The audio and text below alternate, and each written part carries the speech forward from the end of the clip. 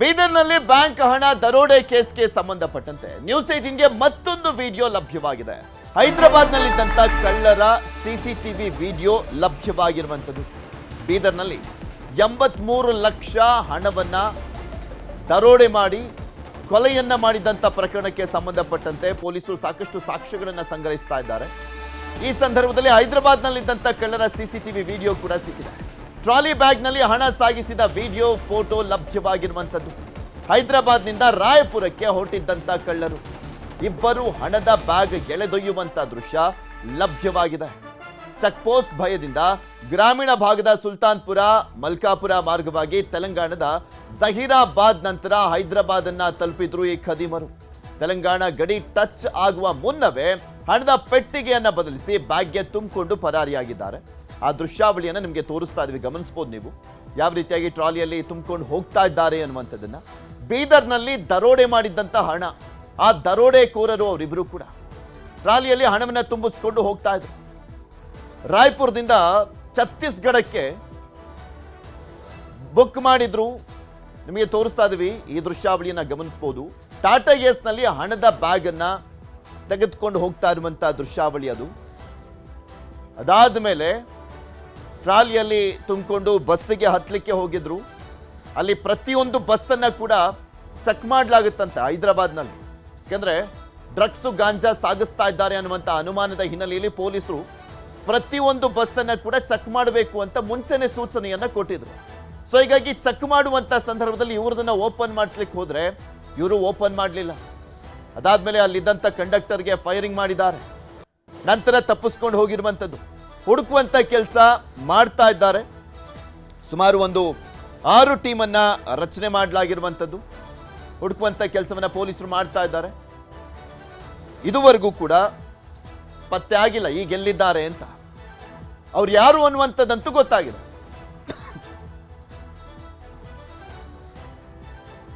ಇದೆಲ್ಲದ್ರ ಬಗ್ಗೆ ಇನ್ನಷ್ಟು ಮಾಹಿತಿಯನ್ನ ಕೊಡ್ತಾ ಹೋಗ್ತಾರೆ ನಮ್ಮ ಬೀದರ್ನ ಪ್ರತಿನಿಧಿ ದುರ್ಗಪ್ಪ. ನಮ್ಮ ಜೊತೆ ನೇರ ಸಂಪರ್ಕದಲ್ಲಿ ಜಾಯಿನ್ ಆಗ್ತಾ ಇದ್ದಾರೆ. ದುರ್ಗಪ್ಪ, ಟ್ರಾಲಿಯಲ್ಲಿ ಹಣವನ್ನ ಸಾಗಿಸ್ತಾ ಇದ್ದಂತ ದೃಶ್ಯಾವಳಿ ಕೂಡ ಈಗ ಸಿಕ್ಕಿರುವಂಥದ್ದು. ಪೊಲೀಸರಿಗೆ ಏನೇನೆಲ್ಲ ಎವಿಡೆನ್ಸ್ಗಳು ಬೇಕು ಅದೆಲ್ಲವೂ ಕೂಡ ಸಿಕ್ಕಿದೆ. ಬಟ್ ಇವಾಗ ಎಲ್ಲಿದ್ದಾರೆ, ಏನು ಎತ್ತ, ಹಾಗೆ ಹೈದರಾಬಾದ್ ಇಂದ ಈಗ ಆಲ್ರೆಡಿ ಬೇರೆ ಕಡೆ ಏನಾದರೂ ಹೋಗಿದ್ದಾರಾ ಅಥವಾ ಹೈದರಾಬಾದ್ನಲ್ಲೇ ಇದ್ದಾರಾ ಅನ್ನುವಂಥದ್ದು ನಿಟ್ಟಿನಲ್ಲಿ ಯಾವ ರೀತಿಯಾಗಿ ತನಿಖೆಯನ್ನ ಮಾಡಲಾಗ್ತಾ ಇದೆ ಅಂತ?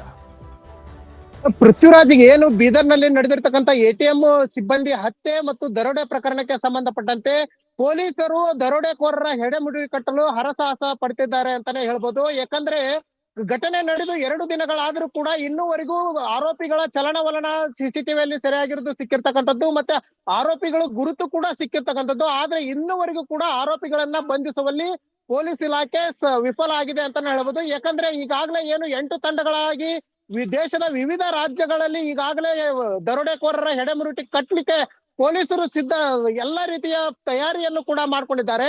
ಆದರೆ ಆ ನಿಟ್ಟಿನಲ್ಲಿ ಎಲ್ಲ ರೀತಿಯ ತನಿಖೆಗಳನ್ನು ಕೂಡ ಮಾಡ್ತಾ ಇದ್ದಾರೆ. ಆದ್ರೆ ಇನ್ನುವರೆಗೂ ಕೂಡ ದರೋಡೆಕೋರರು ಎಲ್ಲಿದ್ದಾರೆ ಅನ್ನೋ ಒಂದು ಸಣ್ಣ ಸುಳಿವು ಕೂಡ ಸಿಕ್ಕಿಲ್ಲ. ಯಾಕಂದ್ರೆ ಈಗಾಗಲೇ ಹಲವು ಏನು ಸುಮಾರು 300ಕ್ಕೂ ಅಧಿಕ ಸಿಸಿಟಿವಿಗಳನ್ನ ಹೈದರಾಬಾದ್ ಮತ್ತು ಬೀದರ್ ನಗರದಲ್ಲಿ ಪರಿಶೀಲನೆ ಮಾಡಿದರೆ ಆ ಪರಿಶೀಲನೆಯಲ್ಲಿ ಮಾಡಿರ್ತಕ್ಕಂಥ ಸಿಸಿಟಿವಿಗಳಲ್ಲಿ ಆರೋಪಿಗಳು ದರೋಡೆ ಮಾಡಿಕೊಂಡು ಹಣದ ಪೆಟ್ಟಿಗೆಯನ್ನ ಕೊಂಡೊಯ್ತಕ್ಕಂಥ ದೃಶ್ಯಗಳು ಕೂಡ ಸಿಕ್ಕಿರ್ತಕ್ಕಂಥದ್ದು, ಮತ್ತೆ ಆರೋಪಿಗಳ ಗುರುತು ಕೂಡ ಸಿಕ್ಕಿರ್ತಕ್ಕಂಥದ್ದು. ಮತ್ತೆ ಆ ಒಂದು ಹಣದ ಪೆಟ್ಟಿಗೆಯನ್ನ ತೆಗೆದುಕೊಂಡು ಹೋಗುವಂತ ಸಂದರ್ಭದಲ್ಲಿ ಬಳಸಿರ್ತಕ್ಕಂಥ ಬೈಕು ಆಂಧ್ರ ಪ್ರದೇಶದ ಮೂಲದ ಒಂದು ಬೈಕ್ ಅಂತಂದು ಪಾಸಿಂಗ್ ಅನ್ನ ಹೊಂದಿರತಕ್ಕಂಥದ್ದು. ಮತ್ತೆ ಬೈಕ್ ನಲ್ಲಿ ಆ ಒಂದು ಹಣದ ಪೆಟ್ಟಿಗೆಯನ್ನ ಬೀದರ್ ಇಂದ ತೆಗೆದುಕೊಂಡು ಹೋಗಿರ್ತಕ್ಕಂಥದ್ದು. ಮತ್ತೆ ಆ ಬೀದರ್ ಇಂದ ಹೋಗ್ತಕ್ಕಂಥ ಸಂದರ್ಭದಲ್ಲಿ ಏನು ಗಡಿ ಭಾಗ ಏನು ತೆಲಂಗಾಣದ ಗಡಿ ಭಾಗ ಕೇವಲ 5-6 ಕಿಲೋಮೀಟರ್ ಅಷ್ಟೇ ಈ ಒಂದು ಇರ್ತಕ್ಕಂಥದ್ದು. ಇದನ್ನೇ ಬಂಡವಾಳ ಮಾಡಿಕೊಂಡಿರ್ತಕ್ಕಂಥ ದರೋಡೆಕೋರರು ಹೈವೇ ಮಾರ್ಗವನ್ನ ಬಿಟ್ಟು ಗ್ರಾಮೀಣ ಪ್ರದೇಶದ ರಸ್ತೆಗಳ ಮೂಲಕ ಏನು ತೆಲಂಗಾಣ ಗಡಿಯನ್ನ ಟಚ್ ಆಗಿರ್ತಕ್ಕಂಥದ್ದು. ಮತ್ತೆ ಈ ಗಡಿ ಟಚ್ ಆಗೋದಕ್ಕಿಂತ ಮುನ್ನವೇ ಒಂದು ಬ್ಯಾಗ್ ಏನು ಟ್ರಂಕ್ ಏನಿತ್ತು ಹಣದ ಪೆಟ್ಟಿಗೆ, ಆ ಪೆಟ್ಟಿಗೆಯನ್ನ ಮಾರ್ಗ ಮಧ್ಯೆ ಬಿಸಾಕಿ ಹೋಗಿರ್ತಕ್ಕಂಥ ಒಂದು ಶಂಕೆ ಇರ್ತಕ್ಕಂಥದ್ದು. ಯಾಕಂದ್ರೆ ಏನು ಸುಲ್ತಾನಪುರ ಮತ್ತು ಏನು ಈ ಬೀದರ್ ಇಂದ ಒಂದು 8 ಕಿಲೋಮೀಟರ್ ದೂರದಲ್ಲಿ ಒಂದು ಸುಲ್ತಾನ್ಪುರ ಮಲ್ಕಾಪುರ ಅನ್ನೋ ಒಂದು ಗ್ರಾಮ ಇದೆ. ಆ ಗ್ರಾಮದ ಮೂಲಕ ಹೋಗಿರ್ತಕ್ಕಂಥ ಸಿಸಿಟಿವಿ ದೃಶ್ಯ ಕೂಡ ಈಗ ನ್ಯೂಸ್ 18ಗೆ ಲಭ್ಯ ಆಗಿರ್ತಕ್ಕಂಥದ್ದು. ಆ ಒಂದು ಬ್ರೈಕ್ ನಲ್ಲಿ ಹೋಗ್ಬೇಕಾದ್ರೆ ಆ ದುಷ್ಕರ್ಮಿಗಳು ಏನಿದ್ದಾರೆ ಆ ಒಂದು ಬ್ಯಾಗ್ ಅನ್ನ ಇಟ್ಕೊಂಡು ಹೋಗ್ತಕ್ಕಂಥ ದೃಶ್ಯ ಇರ್ತಕ್ಕಂಥದ್ದು.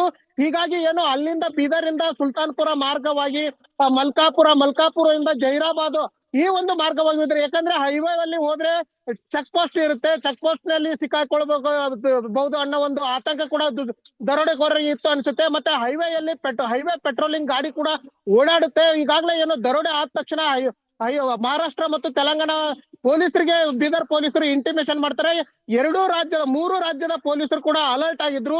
ಅಷ್ಟೇ ದರೋಡೆಕೋರರು ಅಲರ್ಟ್ ಆಗಿದ್ದಾರೆ ಅಂತಾನೆ ಹೇಳ್ಬೋದು. ಯಾಕಂದ್ರೆ ಹೈದರಾಬಾದ್ ಈಗ ದುರ್ಗಪ್ಪ, ಹೈದರಾಬಾದ್ ನಲ್ಲಿ ಅವ್ರ ಟ್ರಾಲಿಯಲ್ಲಿ ಹಣವನ್ನ ತೆಗೆದುಕೊಂಡು ಹೋಗ್ತಾ ಇರುವಂತ ದೃಶ್ಯಾವಳಿ ಏನ್ ಪತ್ತೆ ಆಗಿದೆ. ಈಗ ಅವರು ಹೊರ ರಾಜ್ಯಕ್ಕೆ ಹೋಗಬೇಕು ಅಂದ್ರೆ ಯಾವ್ದಾದ್ರು ಬಸ್ಸು ಇಲ್ಲ ಟ್ರೈನು ಮತ್ತೆ ಫ್ಲೈಟ್ ಅಲ್ಲಿ ಹೋಗ್ಬೇಕಾಗತ್ತೆ. ಆ ಮೂರು ಕಡೆನೂ ಕೂಡ ಹದ್ದಿನ ಕಣ್ಣನ್ನ ಇಟ್ಲಾಗಿರುತ್ತೆ. ಅದರಲ್ಲೂ ಸ್ಪೆಷಲಿ ಫ್ಲೈಟ್ ಅಲ್ಲಿ ಹೋಗ್ಬೇಕು ಅಂದ್ರೆ ಗೊತ್ತಾಗುತ್ತೆ. ಇನ್ನ ಟ್ರೈನ್ ಅಲ್ಲಿ ಹೋಗುವಂತ ಚಾನ್ಸಸ್ ಇರುತ್ತೆ. ಸೊ ಅಲ್ಲೆಲ್ಲ ಕಡೆನೂ ಕೂಡ ಯಾವ ರೀತಿ ಅಲರ್ಟ್ ಆಗಿದೆ. ಹಾಗೆ ಈ ಉತ್ತರ ಭಾರತ ಮೂಲದ ದರೋಡೆಕೋರರು ಏನಿದ್ದಾರೆ, ಈಗ ಎಲ್ಲಿ ಹೋದ್ರೆ ಅಂದ್ರೆ ಸಿಕ್ಕಾಕೊಂಡ್ಬಿಡ್ತೀವಿ ಅನ್ನೋ ಕಾರಣಕ್ಕೆ ಹೈದರಾಬಾದ್ ಸುತ್ತಮುತ್ತನೇ ಎಲ್ಲೋ ಇರ್ಬೋದಾ ಅಂತ. ಪೃಥ್ವಿರಾಜ್, ಅದು ನಿಜಕ್ಕೂ ಅದು ಖಂಡಿತ ಅನಿಸುತ್ತೆ. ಯಾಕಂದ್ರೆ ಹೈದರಾಬಾದ್ ನಲ್ಲಿ ಏನು ಸಂಜೆ 16ನೇ ತಾರೀಕು ಏನು ಸಂಜೆ 6:30 7 ಗಂಟೆಗೆ ಸುಮಾರಿಗೆ ಏನು ಒಂದು ರೋಷನ್ ಟ್ರಾವೆಲ್ ಮೂಲಕ ಛತ್ತೀಸ್ಗಢದ ರಾಯ್ಪುರಕ್ಕೆ ಹೋಗ್ಬೇಕು ಅಂತಂದು ಈಗಾಗಲೇ ಏನು ಅಮಿತ್ ಅನ್ನೋರ ಒಂದು ಹೆಸರಿನಲ್ಲಿ ಈ ದರೋಡೆಕೋರರು ಟಿಕೆಟ್ ಅನ್ನ ಬುಕ್ ಮಾಡಿರ್ತಕ್ಕಂಥದ್ದು. ಅದು ಸುಳ್ಳು ಮಾಹಿತಿಯನ್ನ ಕೊಟ್ಟರು. ಯಾಕಂದ್ರೆ ಅಲ್ಲಿ ಫೋನ್ ನಂಬರ್ ಕೂಡ ಸುಳ್ಳು ಮಾಹಿತಿಯನ್ನ ಕೊಟ್ಟಿರ್ತಾರೆ. ಯಾಕಂದ್ರೆ ಪೊಲೀಸರು ಟ್ರೇಸ್ ಮಾಡಿದ್ರೆ ನಾವ್ ಎಲ್ಲಿ ಸಿಕ್ಕಾಕೊಳ್ತೀವಿ ಅನ್ನೋ ಒಂದು ಭಯದಿಂದ ಆ ಒಂದು ನಂಬರ್ ಅನ್ನ ತಪ್ಪು ಮಾಹಿತಿ ಕೊಟ್ಟಿರ್ತಾರೆ. ಮತ್ತೆ ಆ ಒಂದು ಸಂದರ್ಭದಲ್ಲಿ ಟ್ರಾವೆಲ್ಸ್ ಏಜೆನ್ಸಿ ಅವರು ಏನಿದ್ದಾರೆ ಆ ಒಂದು ಬ್ಯಾಗ್ ಅನ್ನ ಚೆಕ್ ಮಾಡತಕ್ಕಂತ ಸಂದರ್ಭದಲ್ಲಿ ಈ ಸಿಕ್ಕಾಕೊಂಡಿರ್ತಕ್ಕಂಥದ್ದು. ಮತ್ತೆ ಈ ವೇಳೆ ಆ ಟ್ರಾವೆಲ್ ಏಜೆನ್ಸಿ ಏನು ಸಿಬ್ಬಂದಿಗಳಿದ್ದಾರೆ ಅವ್ರ ಮೇಲೆ ದಾಳಿಯನ್ನ ಮಾಡಿ ಹೋಗಿರ್ತಕ್ಕಂಥದ್ದು.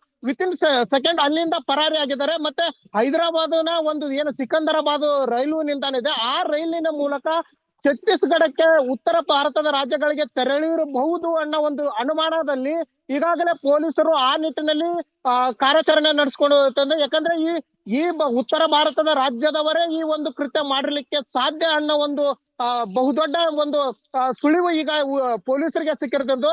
ಆ ನಿಟ್ಟಿನಲ್ಲಿ ಎಲ್ಲ ರೀತಿಯಾಗಿ ಏನು ಈಗಾಗಲೇ ತಯಾರಿ ನಡೆಸ್ಕೊಂತದ್ದು. ಮತ್ತೆ ಉತ್ತರ ಭಾರತದ ರಾಜ್ಯಗಳಲ್ಲಿ ಏನು ಛತ್ತೀಸ್ಗಢ, ಬಿಹಾರ, ಉತ್ತರ ಪ್ರದೇಶ ಏನಿದೆ ಈ ರಾಜ್ಯಗಳಲ್ಲಿ ಈಗ ಪೊಲೀಸರು ಬೀಡು ಬಿಟ್ಟಿರ್ತಕ್ಕಂಥದ್ದು. ಹೈದರಾಬಾದ್ ಮತ್ತು ಬೀದರ್ ಪೊಲೀಸರು ಬೀಡು ಬಿಟ್ಟಿರ್ತಕ್ಕಂಥದ್ದು.